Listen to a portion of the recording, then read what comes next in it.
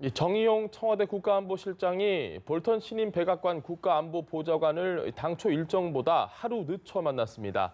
한미안보사령탑의 긴밀한 공조로 남북 그리고 북미 정상회담 준비에 탄력이 붙을 것으로 보입니다. 네, 오늘은 신범철 아산정책연구원 선임연구위원, 오경섭 통일연구원 연구위원 모시고 이야기 나눠보겠습니다. 두 분 안녕하십니까? 네, 안녕하십니까? 반갑습니까? 신 의원님, 볼턴과 정의용 실장의 회동. 어떤 얘기가 나왔을까 좀 궁금한 게 많았는데 일단 뭐 현재까지는 그렇게 알려진 게 없는 것 같습니다.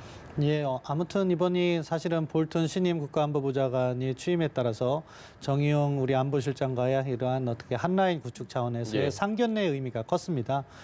그런데 이제 워낙 비밀스러운 얘기이기 때문에 밖으로 이야기가 안 나온 거지 1시간 정도 대화를 했다면 이것은 상당한 시간 동안 여러 가지 이야기가 충분히 논의될 수 있는 시간이거든요.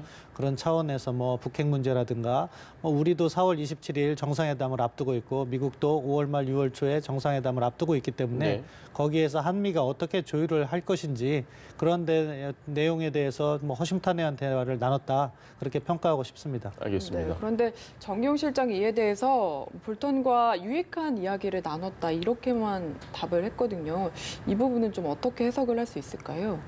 일단 정의용 실장 입장에서는 우리가 이제 남북 정상회담이 4월 27일 있지 않습니까? 그리고 5월 말 6월 초에 북미 정상회담이 있는데 실제 우리 대통령의 발언과 또 트럼프 대통령의 북한 비핵화를 요구하는 발언이 서로 다를 경우에 사실 굉장히 어려운 문제가 제기될 수 있습니다. 그렇기 때문에 우리 정부에서는 볼턴에게 미국의 입장이 정확히 무엇인지를 다시 한번 가서 실제 듣고 그걸 향후 남북 정상회담에서 우리가 북한의 비핵화를 요구할 때 북한이 지금 얘기하는 입장도 명확하지 않습니까? 그리고 미국이 요구하는 비핵화에 대한 입장도 명확하기 때문에 최대한 북한을 설득할 수 있는 그런 내용이 무엇인가에 대해서 유익한 아마 대화를 했을 것으로 이렇게 생각이 되고요. 그러면서 또 볼턴에게 이제 미국 측에서 북한이 지금 이야기하는 것 중에 우리가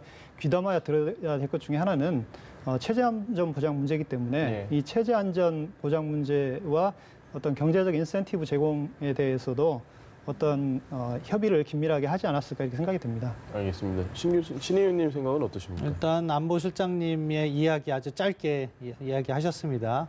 근데 그런 부분에 있어서 사실은 도어 스태핑이라고 합니다. 문 밖을 나가서 하면서 한마디 간단하게 딱 해준 거. 근데 이제 뭐 유익했다 하는 거는 사실 의견 조율이 잘 이루어진 것 같지는 않습니다. 서로 입장차는 있었던 것 같습니다. 왜냐하면 입장차가 잘 조율돼서 뭔가 같은 안이 도율되면 큰 성과가 있었다거나 구체적인 이야기를 하겠죠. 그에 대해서. 뭐 그렇지만 앞서 오 박사님께서 말씀하신 것처럼 지금 처음 만남이고 서로가 다른 입장이 있다면 그것이 무엇인지를 확인하고 조율할 부분을 앞으로 한국에 이제 돌아와서 우리의 안을 조금 더 정교하게 이렇게 다듬은 다음에 어차피 소통 채널이 있습니다. 우리 청와대와 미국 백악관 그리고 여기 있는 주한미국 대사관 그리고 우리 워싱턴에 있는 주미 한국 대사관을 통해서 얼마든지 연락 채널이 있기 때문에 소통을 강화하고 공통의 안을 만들어가면 된다 그렇게 생각합니다. 알겠습니다. 계속해서 미국 얘기를 좀 해야 될 것 같은데요. 폼페이오 신임 국무장관 내정자죠 지금 현재 인사청문회가 어제 시작이 됐습니다. 인준청문회라고 하더라고요. 근데 북핵 관련 이야기도 상당히 많이 나왔습니다. 이런 언급이 되다 보니까 이게 정말 이제 중요해지는 분위기라는 걸 다시 한번 좀 실감을 할 수 있는데 어제 이야기 어떻게 좀 해석을 하면 될까요? 일단 미국 쪽의 기본 입장은 이번 북미 정상회담과 관련해서 지금 미북 사이에 상당히 긴밀한 실무 접촉이 이루어지는 것으로 현재 알려져 있는데 이 실무 접촉이 생각보다는 상당히 좋은 방향으로 진행이 되는 것 같습니다. 그래서 기본적으로는 미북 정상회담 자체에 대해서는 일단 일정한 합의를 도출할 수 있다는 낙관적 분위기는 이 정부 내에서 있는 것 같습니다. 그러나 확실하게 덧붙였던 얘기는 어쨌든 북한이 완전한 비핵화를 6개월에서 1년 정도 사이에 압축적으로 진행해야 그에 따른 북한에 대한 어떤 체제 안전 보장이나 경제적 인센티브를 제공할 수 있다. 이런 입장은 또 명확히 지금 밝히고 있습니다. 그렇기 때문에 제가 생각하기에는 미국 쪽의 여러 가지 지금 분위기도 그렇고 또 북한 쪽에서 지금 미북 정상회담에 나왔을 때에는 네. 이게 깨졌을 경우에 타결이 되지 않았을 경우에 그 후과는 엄청나게 크거든요. 그 후폭풍은 아마 그 이 남북 정상회담이나 미북 정상회담을 제안하지 않았을 때보다 훨씬 커질 겁니다. 그렇기 때문에 북한도 어쨌든 형식적으로는 남북 정상회담과 미북 정상회담의 어떤 타결을 위해서 노력할 겁니다. 그래서 저는 그 타결은 상당히 낙관적으로 보는데 문제는 이제 그 이후에 대해서는 미국 쪽에서도 상당히 조심스럽게 보는 것 같습니다. 그러니까 그 이후의 문제는 결국 타결 이후에 비핵화를 실제로 북한이 하느냐, 그리고 이행 과정에 대한 거기에 대한 문제가 사실은 아직은 반신반의하는 분위기가 아닌가 이렇게 생각을 합니다. 네. 알겠습니다. 이 폼페이오 내정자의 어제 발언들만 좀 모아보면 사실 강경 매파로 분류가 됐는데 좀 발언이 많이 유해졌다 이런 평가가 많은 것 같거든요. 이건 실제로 좀 입장이 바뀌었다 이렇게 해석을 해도 되는 겁니까? 뭐 여러 가지 측면을 봐야 됩니다. 이 청문회 절차는 사실 우리에서 하는 장관 청문회와 유사합니다. 어떻게 보면 정치적인 프로세스죠. 그런 청문회에서는 청문회를 통과하기 위해서 약간의 어떻게 보면 진정성이 좀 결여된 이야기도 하는 거죠. 왜냐하면 지금 폼페이오 청문회가 상당한 도전을 맡고 있습니다. 왜냐하면은 그 지금 상원 외교위원회 비율이 있어서 공화당에서 한두 명 이탈자가 나오거나 하면은 안 될 수도 있거든요. 그렇기 때문에 민주당 측 질문에 대해서 나름 성의 있는 대답을 하는 것이고 폼페이오의 이야기를 보면 과거에 실패한 협상은 하지 않겠다 하면서도 자기들이 그간 이야기해왔던 뭐 한 번에 이렇게 일괄 타결이 아닐 수도 있다. 뭐 북한 체제를 갖다가 전복시키지 않겠다 이런 얘기하는 것은 민주당 질문에 대한 어떻게 보면은 정치적 답변이라고도 볼 수 있습니다. 그럼에도 불구하고 한 가지 우리가 이제 고려해야 될 부분은 무엇이냐? 역할이라는 거죠. 폼페이오가 CIA 국장을 할 때는 북한에 대한 정보, 작전 이런 것을 고민하는 입장에서 이야기를 했어야 되는 것이고 이제 국무부 장관이 된다면은 북한과 협상을 하는 그런 협상가로서의 이제 그 자세가 있는 겁니다. 따라서 폼페이오가 이제 국무부 장관이 되면 과거에 자기가 CIA 국장에서 했던 식의 접근이 아니라 국무부 장관으로서 협상가로서 이러한 접근을 할 것이다. 그런 관점에서 볼 때는 뭐 과거와 같은 강경 발언은 앞으로 많이 잦아들 것이라고 생각하고요. 그럼에도 불구하고 자신이 생각하는 바 그러니까 완전한 비핵화를 이행하고자 하는 데 있어서는 나름대로 또 노력을 할 것이다. 이렇게 평가하는 것이 좋을 것 같습니다. 알겠습니다. 신 의원님, 그 트럼프 대통령이 뭐 저는 좀 이 말이 와닿았는데 김정은과의 회담은 아주 멋질 것이다. 뭐 그런 이야기를 하는 부분이 직접 육성으로 이 부분은 좀 긍정적으로 해석할 여지가 많은 걸까요? 어떻게 보십니까? 뭐 트럼프 대통령이 그러니까 미북 정상에 대한 기대가 있다. 그런 식으로 평가를 할 수 있을 겁니다. 왜냐하면은 일단 자기 스스로 대단한 협상가라고 믿기 때문에 김정은 위원장을 만나면은 자기가 막힌 것을 뚫을 수 있다는 내적 확신이 있을 겁니다. 동시에 두 번째로는 지금 트럼프 대통령이 국내 정치적으로 여러 가지 어려움이 있기 때문에 미북 정상회담을 통해서 무언가 극복을 해보겠다. 그래서 11월에 있을 중간 선거에 어떠한 기여를 해보겠다 하는 그런 생각이 있을 겁니다. 그런 측면에서 미북 정상회담에 적극적으로 나서는 것 같습니다. 다만 트럼프 대통령의 그러한 워딩을 너무 신뢰해서는 안 된다. 왜냐 지금 미국과 중국이 상당히 경쟁을 하고 있고 뭐 통상 전쟁이다 이렇게 치열한 경쟁을 하고 있는데 트럼프 대통령 이야기하는 거 보면 항상 시진핑 주석은 나의 좋은 친구고 우리는 아주 멋진 시간을 가졌고 이렇게 얘기를 하면서도 중국에 대해서 압박을 가하고 있는 거죠. 북한에 대해서도 마찬가지 접근을 할 수 있다. 따라서 우리는 그 행간을 읽는 지혜가 필요하다고 생각합니다. 알겠습니다. 네, 이 보도도 어떻게 해석해야 되는지 궁금한데요. 일부 조간에서 그러니까 북한이 미국의 비핵화 조건으로 5개 조항을 제시를 했다 하면서 5개 항을 이야기를 했는데 이걸 좀 어느 정도 신뢰할 수 있는 건지 궁금합니다. 일단 그 정확한 그 정보 출처나 이런 게 이제 확인이 됐다면 그게 뭐 신뢰할 수 있다면 상당히 진전된 안이라고 생각을 합니다. 이 5가지 항 중에 중요하게 우리가 볼 수 있는 게 미국의 핵 전략 자산을 전개를 철수해라.